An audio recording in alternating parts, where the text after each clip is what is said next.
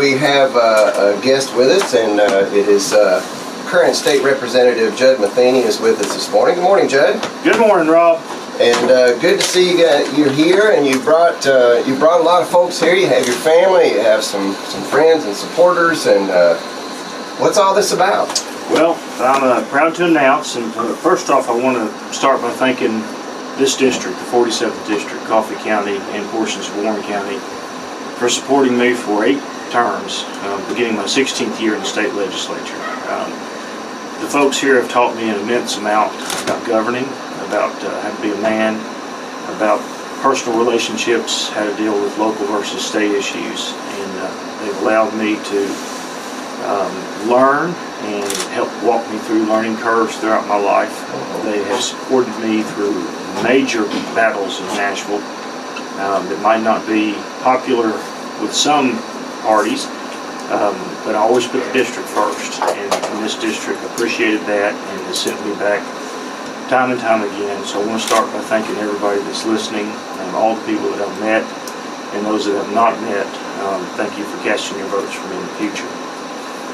That leads me to make the segue that this morning, right now, here first, I'm officially announcing my run for U.S. Congress for the 6th District of the state of Tennessee.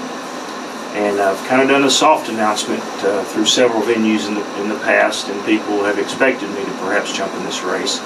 I'm saying now that it's 100% certain I'm in the race, regardless of anyone else that enters or anyone else that remains in the race. And I'm very proud to do it. I believe I'm prepared to do it. I believe it's a logical next step for me with my experience. Coffee County is one of the main areas of the 6th District. I'm still going to live here. My family's still going to grow up here. I'm still going to have a job here even after I go to Congress, which I'll have to work some and help some people. But I fully intend to win this race. It's going to be a long slog between now and August of 2018. There's a possibility we could have a special election if things go a certain way in Washington, D.C. and with other people's plans, and if that's the case, I'm well ahead of the curve. And our bank accounts are open. As we speak, Judd Matheny for Congress is being brought up live on the web, as well as my Facebook, Judd Matheny for Congress. We encourage people to go there and jump on board and start looking at my releases and look forward to meeting everybody on the campaign trail. Rob, today we're going to hit about 10 cities in about 10 hours. A busy day. It is a busy day. I've got my family with me, and which is great. I was telling people earlier, I've got a 17-year-old and a 15-year-old, and my wife works, so it's difficult to get all of us together at one time, especially on a weekday. Yeah. And so it's great that we're going to be in the car traveling together, and have a couple other vehicles that are paced out in front of me that are prepping the locations as I arrive, and getting the crowds ready, much like we have here today. And I appreciate all the friends that have shown up for this announcement. Everybody that is here today is a true friend, and everybody listening has been a true supporter. Well, thank you so much. And you know, this is big news. U.S. Congress. Yes, sir. And you know, I not realized it'd been 16 years. 8 terms. I'm beginning my 16th year, and I plan to, as right now, I plan to finish this term. Okay. I always told the voters that I would give them 13 months notice if I ever left this seat, because I think the voters need to have time to choose someone else, and they need to be able to do it in a logical, predictable, pragmatic way. It gives plenty of time for individuals that would like to seek this seat to think about it, to kind of test the waters, and it gives plenty of people that want to run for the seat an opportunity to prepare for it. So we've done that, and I'm keeping my word there. You've got 13 months notice between now and the next primary, and folks can file in April, as late as April, to run for this seat, and folks over at the Election Commission can answer any questions anybody has about what it takes to run for office and time schedules and timelines. But I will be vacating this seat in November of 2018, after I win the United States Congress. Awesome. Well, so tell us a little bit now. This is the 6th District. You know, Coffee County obviously is part of that. So where does question? It is it 17. winds up toward Kentucky, right? It's 17 counties and a portion of 2 others. It begins just west of Nashville in Cheatham County, Ashland City. Goes north above Nashville to Robertson County and Springfield, and goes all the way across the Kentucky-Tennessee line to Cumberland County. So you have Fentress, Pickett, Macon, you have Trousdale right underneath there. Of course, we have Sumner, the big county in the district. We have Wilson County. That's Cookville too, and Crossway. Putnam County, which I lived in Putnam County for 10 years and served as a police officer there. And I've actually lived or worked in 13 of these 17 counties in this district as a police officer, as a student at Tennessee Tech or Motlow, or living here in Tullahoma, Manchester area, obviously. And then we also include White County and Cannon County. And but folks can just go to Wikipedia and look up U.S. 6th District, and it will show a map. It's pretty easy to follow. We just sort of curve around the Davidson County, go just above Rutherford. We have a lot of Nashville and Rutherford County suburban areas, Mount Juliet growing very big. Wilson County is a very important part of this race, as is Cookville and Crossville. So we're going to be hitting about 9 of those counties today. And I've already been to all 19 of them, if you look at the 17 and the 2 portions of them, in the last 3 weeks, a couple of times each. And we've actually been laying the groundwork for this race in September. That's when I made my first literal trip to Washington, D.C. as a neophyte, to just knock on doors and begin talking to people. And I've had a lot of support from some of our Tennessee delegation, congressmen. I have an extraordinary amount of support from the Freedom Caucus in Washington, D.C. to make this run. I am reinforcements for that group. I'm the caucus chairman for the Tennessee Freedom Caucus, which is a group that stopped Common Core and did a lot of other, almost stopped the gas tax. We were able to delay it a while. But it is the true conservatives in Tennessee. And Tea Party groups, Republican Party groups across the district know me very well. I've been speaking throughout the district for 15 years for no other reason than to share good policy and educate people and to educate myself. Never intended to run for this office until about a year ago, when I really started thinking about it and praying about it, and I realized that now it is a logical next step for me. It feels right, and I'm excited about it. And here we are today. Here you are today, making the big announcement? Yeah, and thank you for hosting that. And I want to talk about, and don't just let me totally dominate the conversation, feel free to ask anything. But I'd like to talk about some of my accomplishments that I feel are accomplishments. Well, and that was actually one of the things, and you're going to where I was going to go anyway, in your time in the state legislature. I know that you have been consistently conservative. Yes, sir. There's nobody with a even when it's not popular. The only person in the state with some. Yeah. I have been uncompromising on principled issues. I've been reasonable on issues that affect us all, that have to do with business and policy making. But there's issues that have not been that I won't compromise on. And that's unnecessary taxation. That's Second Amendment. And that's the right to life. Protecting the unborn. Those things are non-negotiable. I'd like to go into some of my accomplishments. These are not necessarily in chronological order. Okay. But there are things that I have either driven the ship and accomplished, or I've been a major part of helping accomplish them.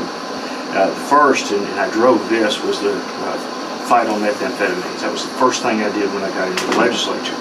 I watched meth be born in Upper Cumberland as a state law enforcement officer. Cutting marijuana and whiskey stills and a little bit of crack cocaine were what we saw mostly. If I had to give a date and a time of when meth just took off like a wildfire in Tennessee, I'm going to say it's June of 1994. That's, looking back in my life and my workload, that's when it really started. And I saw it just explode over the next 5 years while I was in law enforcement. I was passionate about it. It was one of my main issues that I ran on, was trying to get a hold of stop the wildfire. Yeah. We're never going to eradicate meth, but we had to stop the wildfire, get it contained, and allow our law enforcement to be able to fight it with the conventional means they had and augment them with additional means. So I actually set up a meth lab at the U.S. Capitol. Now, I didn't know how to do that. I brought in some drug guys that I've torn down a bunch of them. But I brought in some state drug task force guys, and they set up a meth lab. Not working, obviously. Yeah.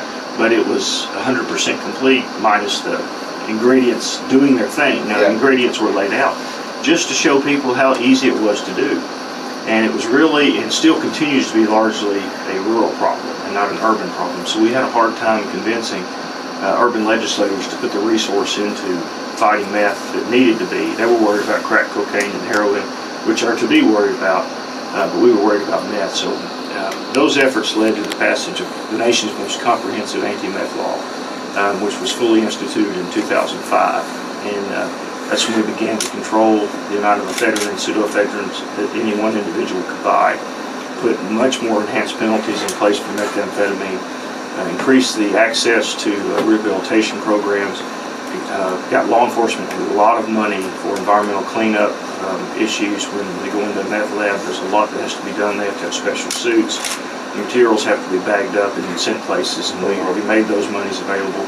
We made education available to law enforcement officers. The first time I walked into the meth lab in June of 1994, I didn't know where I was. And it just takes a while for everybody to learn how things work. And this is still a constant battle, but that's one of the things that I'm very proud of, and one of the first things. Well, it's a major problem, man. It is a major problem. And it continues to be. And then we go into our next major problem that's in the same vein, and that's the opioid and benzodiazepine. Yeah, which has been in the national news a lot. The prescription drug issues. Well, I passed, and once again, this was Judd Matheny driving. I passed the Prescription Drug Database Act about 5 years ago. There was always a law on the books that allowed doctors or pharmacists to check a database to see if someone was being prescribed the same or similar drug at the same time. But it wasn't compulsory. I made the bill compulsory. And now whenever anybody is prescribed, with a few exceptions, some surgery, short-term prescriptions, things of that nature, whenever someone is prescribed a benzodiazepine or an opioid, that doctor or nurse's assistant or whoever, pharmacist that's giving those or prescribing those, must check a database to see if that person is on the same prescription during the same time, or on one that is very similar, and so they don't need to be prescribed twice. Law enforcement, we also granted law enforcement access to that database, not on just so they could surf it like the internet, but they had to have some strong reasonable suspicion, which means they had to, or some probable cause, which is pretty solid. They needed to know that that person that they were investigating perhaps was in violation of the law or had some drugs they weren't supposed to be in possession of, so they could search the database to see which doctors are prescribing or over-prescribing. That law has taken some time to fully go into effect.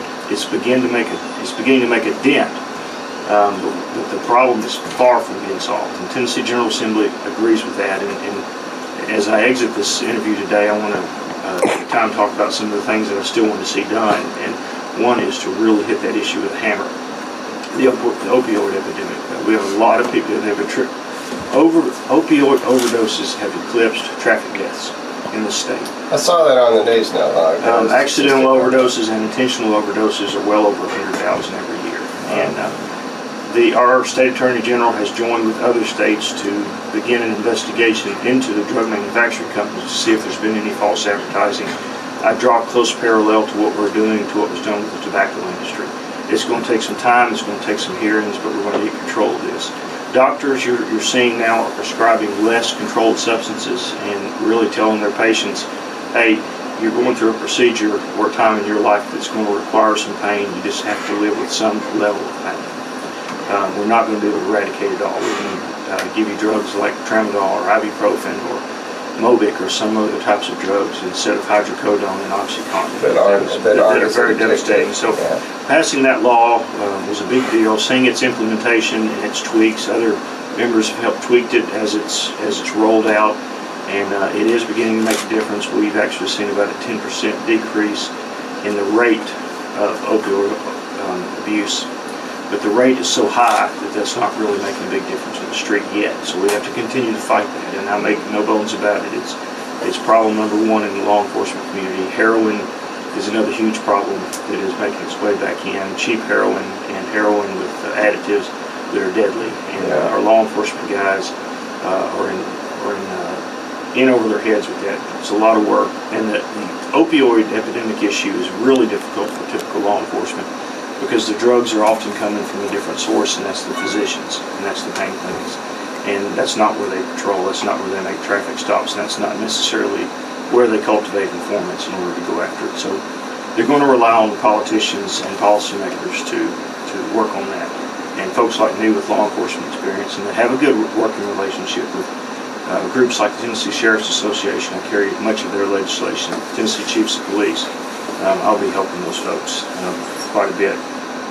One of the big things I'm proud of, and it's not a very sexy issue, but during the recession in 2009, everybody remember unemployment rates were in the double digits in almost the entire state. Coffee County was about 14% for a while.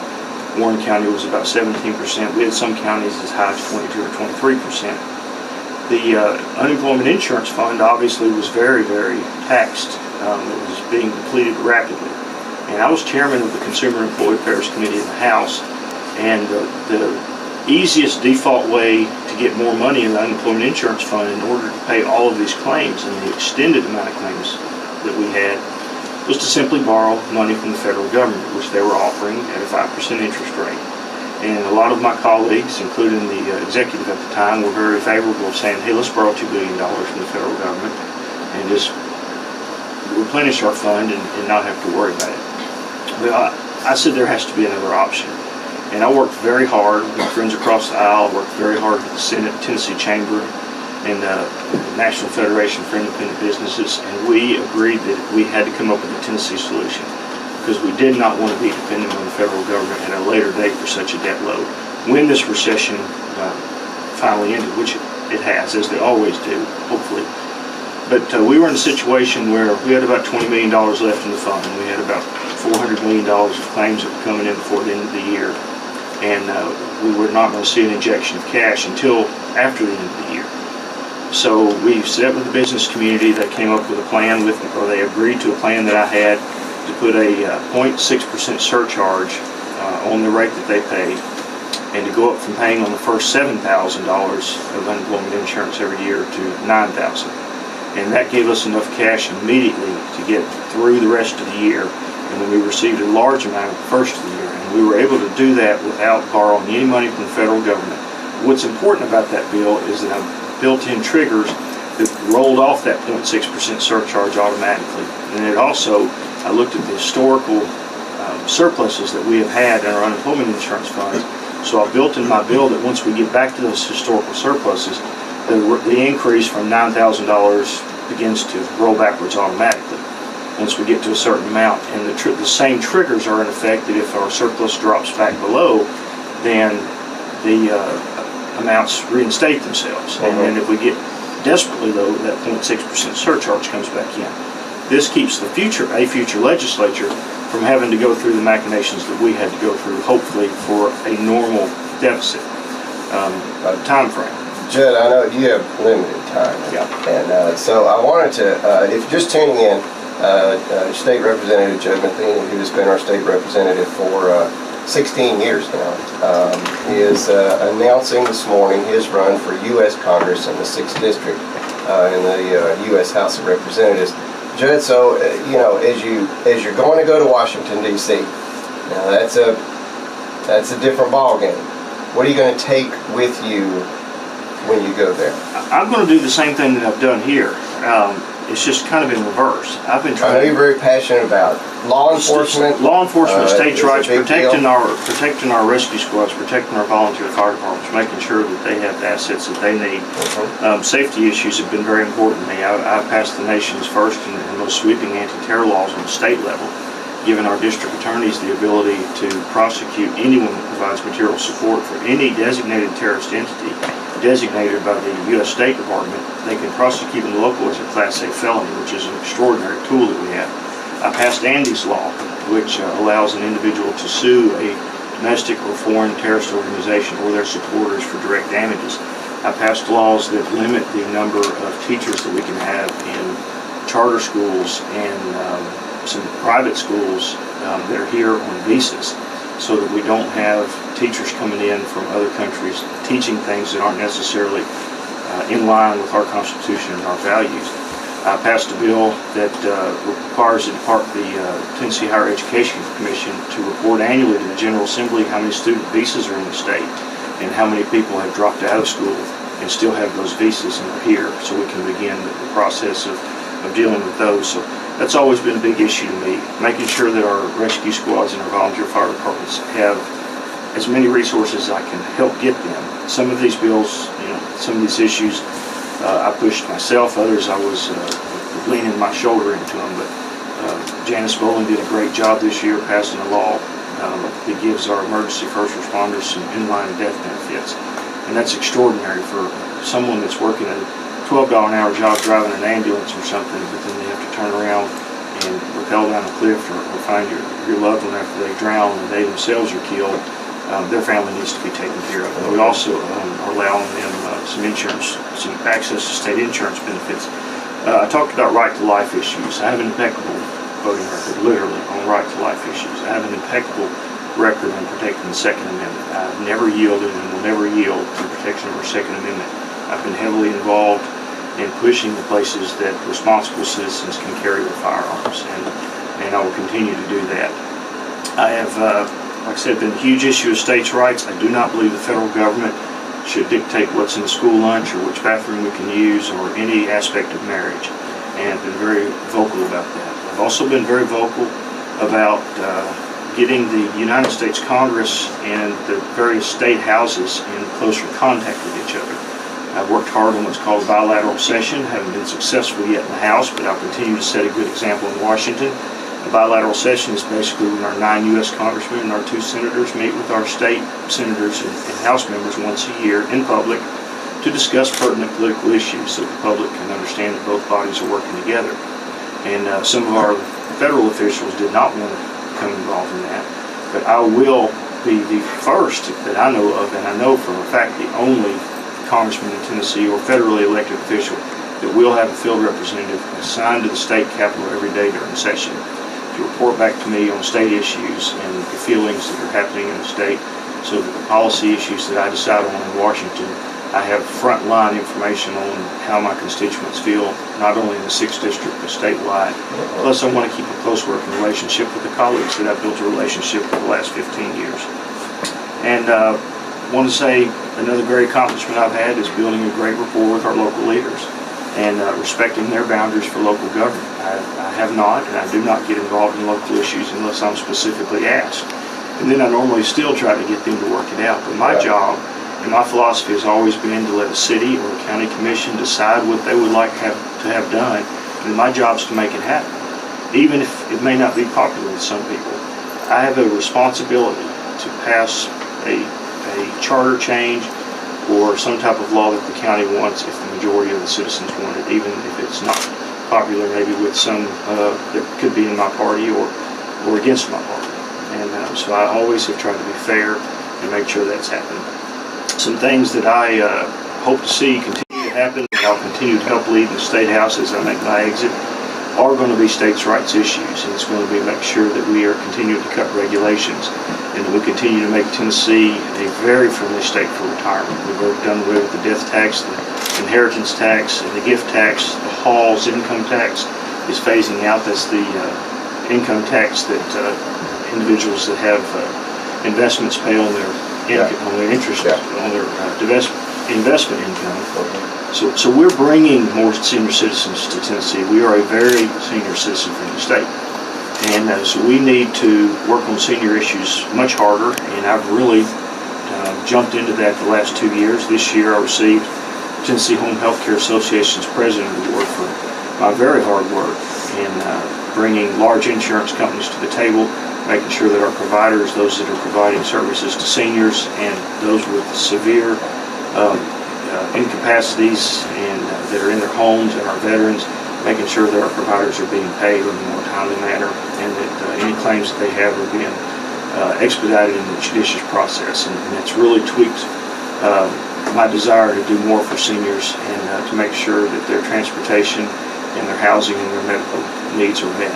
And I will pledge that work I've done in the state I'll carry on to Washington, D.C. And when I get to D.C., instead of trying to drag power down from Washington to the states, and it's not that I want Tennessee to have less money, it's that I want Tennessee to have more control of the money. I believe it's very dangerous if any state has more than 1/3 of its reliance on any other body. In politics, if you have 2/3, you have a supermajority, and you can do anything. 2/3 majority could sell the state capitol and move it tomorrow. They could do whatever they want. Right now, well over 40% of our budget is direct federal money. another decent sized percentage of it is quarantined in order to draw down that federal money. We have to slowly and incrementally and predictably, so our business environment can adjust to it, our citizens can adjust to it, our retirement funds can adjust to it, but we have to get our reliance on the state government below 33%, and all states need to do that. And I want to push that when I'm in Congress, not only healthcare issues, but states' rights issues. And I want to make sure that the states learn that they can be empowered to actually dictate what the federal government does. I don't want to go up there to be a boss man in Washington. I want to go up there to make Tennessee be a boss man in the nation. Very good. Judd Matheny is running for Congress this next go around, which will be 2018. Sure is. And I know that right now you say, wow, that's a long way out. It's not. It's not. That's why we're here today and we're running hard. And you've got several other stops today to make around the district, and I'm sure we'll be seeing you at, I know you're a very energetic campaigner. We'll see you, I'm sure, at a lot of fish fries and chili suppers and, I'm excited and all about that, this. but across the district. And Judd, we, here at Thunder Radio, we appreciate you taking the time this morning to not only stop by and share this exciting announcement with us, but to kind of let us be your kickoff for your big day. Rob, you and Tiffany and Lucky and the family that's here have always been fair. You've always reported the news fairly. You've always given everybody that is running for politics an equal opportunity to present their cases to the public. You've been a great public servant. You've protected us during storms. You've kept us well informed during disasters and great things like sports events and local events. And that's all I've ever asked from anybody in the media is to be fair. And you guys are the epitome of that. And this is my home, so being here, starting here is just a logical spot. Well, very good. I know you guys have to run, but thank you, Judd Matheny, for stopping by this morning. Judd Matheny, JuddForCongress.com. JuddMathenyForCongress.com, all one word. On JuddMathenyForCongress.com, folks can find out more about what you're up to, your platform, your thoughts on things, and get in contact with you if they have questions.